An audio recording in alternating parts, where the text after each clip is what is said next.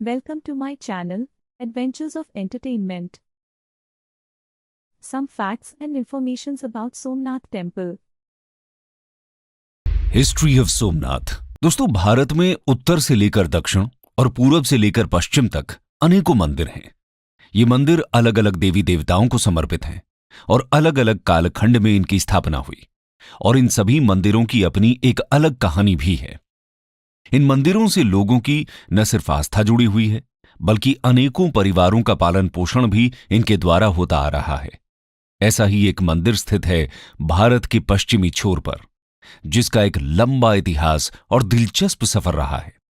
जी हां, हम बात कर रहे हैं गुजरात के वेरावल में लोकेटेड फेमस और हिस्टोरिकल हिंदू टेम्पल यानी सोमनाथ मंदिर या देव पाटन की, जिसका इंपॉर्टेंस रिलीजन, कल्चर और मिथोलॉजी के साथ साथ हिस्ट्री में भी काफी सिग्निफिकेंट रहा है।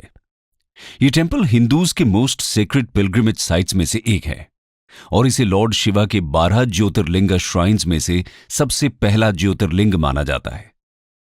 अक्सर जब हम मॉन्यूमेंट्स की बात करते हैं तो उसको कब और किसने बनवाया इसका जिक्र जरूर होता है, पर गुजरात का यह सोमनाथ टेम्पल अपने कंस्ट्रक्शन के मामले में एकदम यूनिक है, क्योंकि हिंदू मिथोलॉजी के अकॉर्डिंग सबसे पहले सोमनाथ टेम्पल का स्ट्रक्चर किसी मानव ने नहीं बल्कि खुद लॉर्ड सोम या मून गॉड ने कंस्ट्रक्ट किया था। हालांकि अगर हिस्टोरिकल पॉइंट ऑफ व्यू से भी देखें तो 1951 के अपने फाइनल कंस्ट्रक्शन से पहले इसे कई बार डिस्ट्रॉय किया गया और कई अलग अलग रूलर्स ने इसे रिकंस्ट्रक्ट कराया। लेकिन अभी भी ये अनक्लियर है कि सोमनाथ टेम्पल के फर्स्ट स्ट्रक्चर को एग्जैक्टली कब बनाया गया, जो फर्स्ट मिलेनियम के अर्ली सेंचुरी से 9th सेंचुरी सीई के बीच माना जाता है।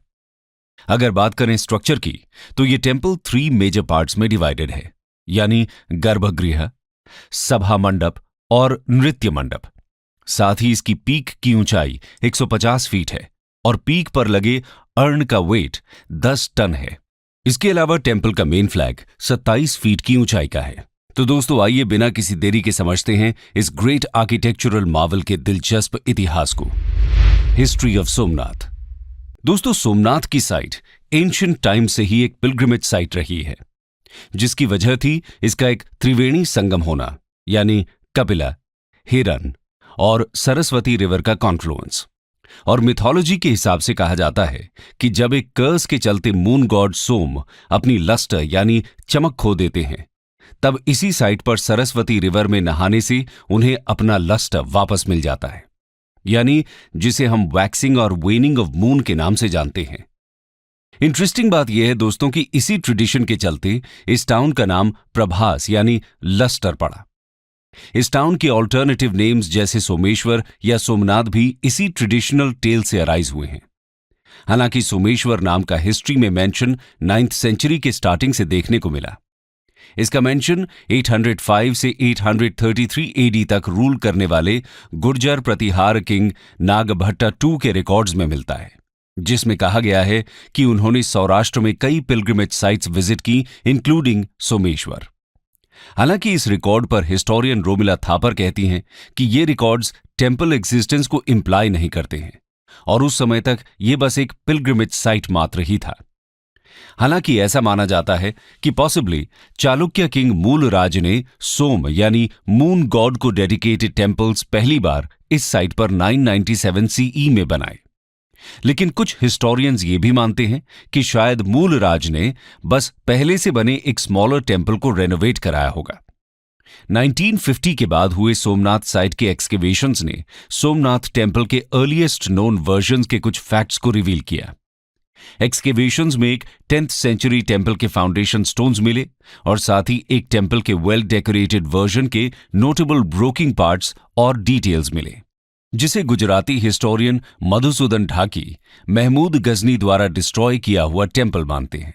साथ ही एक्सकेवेशन करने वाले आर्कियोलॉजिस्ट बीके थापर कहते हैं कि 9th सेंचुरी में सोमनाथ पाटन पर एक टेम्पल स्ट्रक्चर डेफिनेटली था। हालांकि उससे पहले ऐसा कुछ नहीं था। The invasion of Mahmud of Ghazni. Somnath को लेकर सबसे इनफेमस इवेंट 1026 में हुआ, जब भीमा I के रूल में Turkish Muslim ruler Mahmud of Ghazni ने सोमनाथ टेम्पल को रेड और प्लंडर किया। साथ ही टेम्पल की ज्योतिर्लिंग को भी तोड़ दिया गया। और इस लूट में गजनी अपने साथ 20 मिलियन दिनार्स की वेल्थ ले गया। हालांकि 1038 एडी के गोवा के एक कदम्ब किंग के इंस्क्रिप्शन पर रिलाय करते हुए रोमिला थापर मानती हैं कि 1026 के गजनी के रेड के बाद टेम्पल की कंडीशन अनक्लियर है, क्योंकि ये इंस्क्रिप्शन टेम्पल की कंडीशन या गजनी के रेड्स पर पजलिंगली साइलेंट था। इस इंस्क्रिप्शन से पता चलता है कि टेम्पल को सिर्फ 12 इयर्स में क्विकली रिपेयर किया गया था और 1038 आते आते फिर से ये एक एक्टिव पिलग्रिमेज साइट बन गया था। रोमिला थापर इसका ये मतलब निकालती हैं कि गजनी रेड में टेम्पल का कंप्लीट डिस्ट्रक्शन न होकर शायद सिर्फ डेसिक्रेशन हुआ हो। खैर, महमूद ऑफ गजनी की 1026 एडी की इस रेड को 11th सेंचुरी के पर्शियन स्कॉलर अल-बरूनी ने भी कंफर्म किया था। अल-बरूनी महमूद ऑफ गजनी के कोर्टियर थे और उन्होंने 1017 से 1030 एडी के बीच कई ओकेजन्स पर महमूद के ट्रूप्स को अकंपनी किया। इसके अलावा अल-बरूनी रेगुलर इंटरवल्स में north west Indian subcontinent region में भी रहे थे। अल-बरूनी के साथ साथ 1026 सीई की इस रेड को और भी कई इस्लामिक हिस्टोरियंस जैसे गर्दीजी, इब्न जाफिर और इब्न अल-अथीर ने भी कंफर्म किया है। अल-बरूनी ने यह लिखा है कि महमूद ने सोमनाथ टेम्पल को डिस्ट्रॉय किया और उसके रेड्स का मोटिव सिर्फ टेम्पल को प्लंडर करना ही नहीं बल्कि एक ट्रू मुस्लिम के राइचियस आइकोनोक्लाज्म को सेटिस्फाई करना भी था। और महमूद जब वापस गजनी लौटा तो वो हिंदू टेम्पल्स के कॉस्टली स्पॉइल से लेडन था। हालांकि अल-बरूनी इन रेड्स को ओब्लिकली क्रिटिसाइज करते हैं, जिसकी वजह थी इंडियन प्रॉस्पेरिटी का रूइन किया जाना। रेड्स की वजह से सभी फॉरेनर्स को लेकर हिंदूज में एंटेगनिज्म का डेवलप होना और साथ ही महमूद के कॉन्कर्ड रीजन से हिंदू साइंसेस के स्कॉलर्स का लार्ज स्केल पर डिपार्चर करना। बरूनी के अलावा साउथ एशियन हिस्ट्री और Islamic studies scholar Jamal Malik के अकॉर्डिंग 1026 में गुजरात के well known pilgrimage Somnath temple के डिस्ट्रक्शन ने महमूद की आइकन ऑफ इस्लाम के रोल को क्रिएट करने में मेजर रोल प्ले किया। साथ ही इस टेम्पल का डिस्ट्रक्शन इस्लामिक आइकोनोक्लाज्म के पर्शियन स्टोरीज में एक क्रूशल टॉपिक बन गया। 11th सेंचुरी और उसके बाद के कई इस्लामिक हिस्टोरियंस ने अपने पब्लिकेशंस में सोमनाथ के डिस्ट्रक्शन को एक राइचियस एग्जेम्पलरी डीड के फॉर्म में इंक्लूड किया।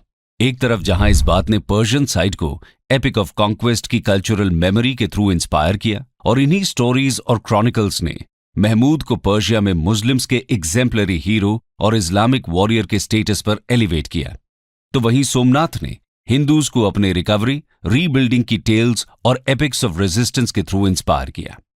हालांकि 1169 के एक इंस्क्रिप्शन के रिकॉर्ड्स के अनुसार 1143 से 1172 एडी तक रूल करने वाले कुमारपाला ने वुडन टेम्पल को रिप्लेस कर सोमनाथ टेम्पल को एक्सीलेंट स्टोन वर्क के साथ रीबिल्ड किया और इसमें जूल्स स्टड कराए। लेकिन 1299 में अलाउद्दीन खिलजी की आर्मी को लीड करते हुए उलुग खान ने गुजरात का इन्वेजन किया और वाघेला किंग कर्ण को हराने के साथ ही सोमनाथ टेम्पल को फिर से प्लंडर किया गया, जिसके बाद 15th सेंचुरी के कान्हाड़े प्रबंध और 17th सेंचुरी की नैणसीरी ख्यात में लिखा मिलता है कि जालौर के चाहमणा राजा रावल कान्हड़दे ने जालौर के नजदीक दिल्ली आर्मी पर अटैक करके सोमनाथ आइडल को रिकवर किया और हिंदू प्रिजनर्स को रिलीज कराया। लेकिन कई और सोर्सेज का मानना है कि आइडल को दिल्ली ले जाया गया था और वहां पर उसे मुस्लिम्स के पैरों से क्रश कराया गया। ऐसा क्लेम करने वाले सोर्सेज में अमीर खुसरो का खज़ैनुल फुतुह, जियाउद्दीन बर्नी का तारीख फिरोजी शाही और जीना प्रभा सूरी का विविध तीर्थ कल्प जैसे कंटेम्प्ररी और नियर कंटेम्प्ररी सोर्सेज शामिल हैं।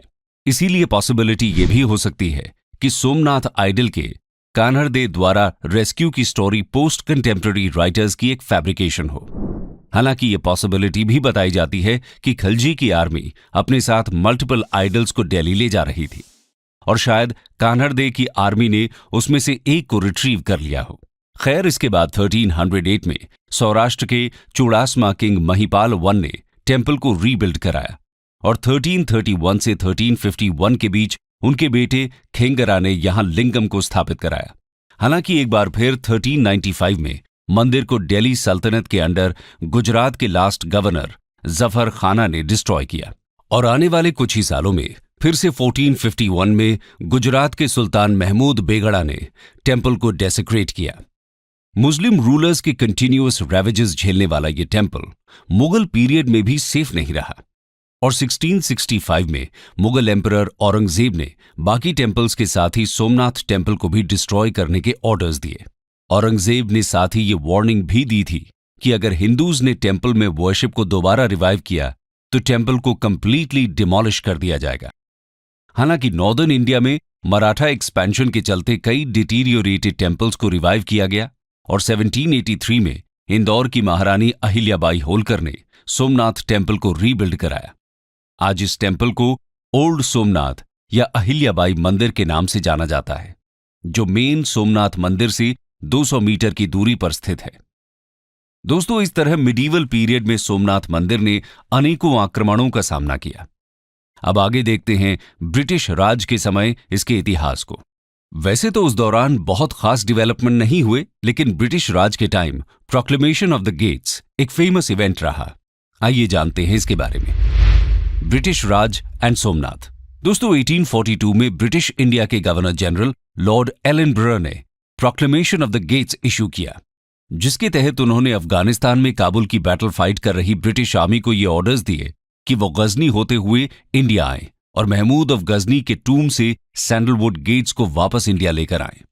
ऐसा माना जाता था कि ये गेट्स महमूद सोमनाथ टेम्पल के प्लंडर के टाइम यहां से ले गया था और एलनब्रो के इंस्ट्रक्शंस के चलते जनरल विलियम नॉट ने सितंबर 1842 में गेट्स को रिमूव कर लिया और 6th जाट लाइट इन्फेंट्री की एक पूरी रेजिमेंट को वो गेट्स इंडिया लाने के काम में लगाया गया। हालांकि इंडिया आने पर वो गेट्स ना तो गुजरात डिजाइन के पाए गए और ना ही इंडियन डिजाइन के। साथ ही वो गेट्स सैंडलवुड के न होकर गजनी नेटिव देवदार ट्रीज के थे, जिसके चलते इन्हें सोमनाथ से ऑथेंटिक नहीं माना गया। हालांकि ये गेट्स आज भी आगरा फोर्ट के आर्सेनल स्टोर रूम में प्लेस्ड हैं। आइए अब आगे बढ़ते हैं और पोस्ट इंडिपेंडेंस पीरियड में हुए सोमनाथ टेम्पल के रिकंस्ट्रक्शन की बात करते हैं। Reconstruction during 1950 to 1951।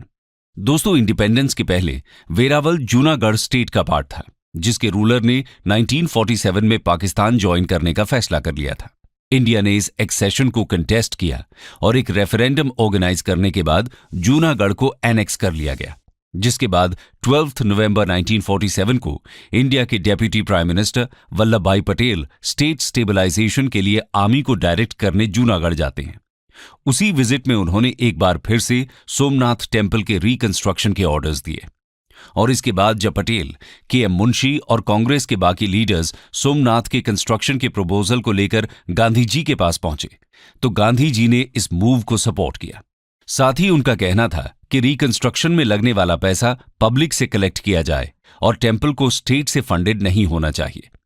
जहां एक तरफ प्रोजेक्ट से एसोसिएट होना गांधी जी ने खुद के लिए प्राउड मोमेंट बताया था, तो वहीं रेनोवेशन से पहले ही गांधी और पटेल की डेथ हो गई, जिसके बाद कंस्ट्रक्शन का काम फिर के.एम. मुंशी के अंडर कंटिन्यू रहा, जो कि उस समय प्राइम मिनिस्टर पंडित जवाहरलाल नेहरू के कैबिनेट में food and civil supplies minister थे। कंस्ट्रक्शन फेज में अक्टूबर 1950 में रूइंस को पुल डाउन किया गया। साथ ही टेम्पल साइट पर प्रेजेंट मॉस्क को कंस्ट्रक्शन व्हीकल्स की हेल्प से कुछ किलोमीटर्स दूर शिफ्ट कर दिया गया और फाइनली 11 मई 1951 को के.एम. मुंशी के इन्विटेशन पर रिपब्लिक ऑफ इंडिया के फर्स्ट प्रेसिडेंट राजेंद्र प्रसाद ने टेम्पल के लिए इंस्टॉलेशन सेरेमनी को परफॉर्म किया। दोस्तों, इस हिस्टोरिकली सिग्निफिकेंट टेम्पल की हिस्ट्री को समझने के लिए सोमनाथ टेम्पल साइट और कोस्ट लाइन को आर्कियोलॉजिकल एविडेंसेस के लिए कई बार एक्सकेवेट किया गया। आइए समझते हैं इस मॉन्यूमेंट के आर्किटेक्चरल हिस्ट्री को। Architectural history. दोस्तों, सबसे मेजर एक्सकेवेशन टेम्पल के पोस्ट इंडिपेंडेंस रिकंस्ट्रक्शन के पहले 1950-51 में कंप्लीट किया गया, जिसे आर्कियोलॉजिकल सर्वे ऑफ इंडिया के डायरेक्टर्स में से एक बी.के. थापर लीड कर रहे थे। बी.के. थापर की स्टडी ने 10th सेंचुरी या उससे पहले के एक लार्ज टेम्पल के डायरेक्ट और सब्सटैंशियल एविडेंस प्रेजेंट किए। साथ ही थापर ने यह एस्टिमेट किया कि ओल्डर टेम्पल लगभग 9th सेंचुरी का बना हुआ है। तो वहीं दूसरी तरफ इंडियन टेम्पल आर्किटेक्चर के स्कॉलर ढाकी के अकॉर्डिंग ये कंस्ट्रक्शन 10th सेंचुरी में 960 से 973 सीई के बीच हुआ था।